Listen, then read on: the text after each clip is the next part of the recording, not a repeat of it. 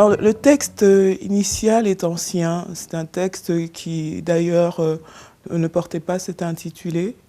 L'intitulé initial était « Nos chagrins et nos chaînes ». C'était un truc un peu pesant avec cette histoire de chaînes.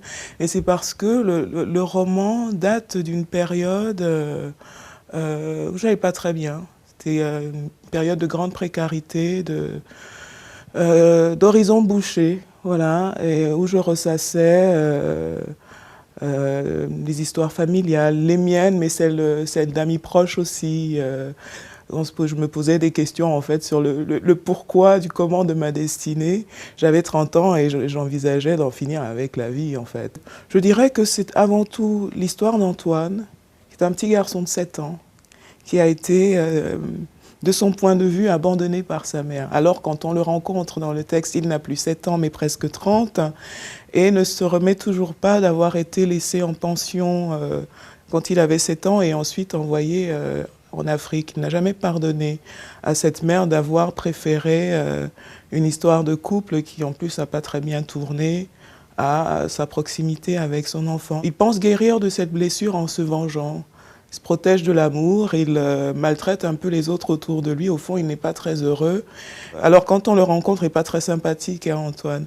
Mais au fil des pages, on s'aperçoit que c'est quelqu'un de fragile, que c'est surtout un être souffrant et qui ne trouve pas sa place.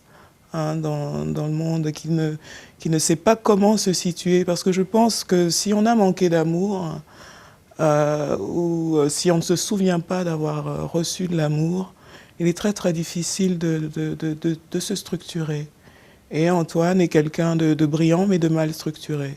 C'est pas du tout un roman à thèse. C'est juste des histoires intimes. Il y a celle d'Antoine, mais il y a aussi celle de tous ses proches. Et on s'aperçoit que finalement, on a un petit groupe de personnes qui ont tout le temps été très seules, incomprises, et qui n'ont pas su sortir d'elles-mêmes et aller à la rencontre d'une destinée plus joyeuse.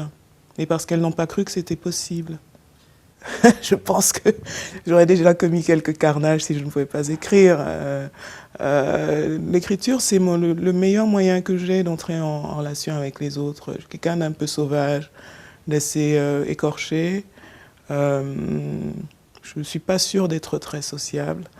Et le fait d'écrire m'apaise, me permet de comprendre, en tout cas d'essayer de comprendre le monde qui m'entoure et de m'y inscrire de manière à peu près apaisée. Ah, je ne fais pas partie des gens qui souffrent en écrivant, c'est l'inverse. Je souffre quand je n'écris pas. En tout cas, ce que je voudrais souhaiter aux gens, aux personnes qui le liront, c'est d'éviter l'enfermement, d'éviter l'amertume, le ressassement de la douleur, d'essayer la résilience, d'essayer d'y croire un peu.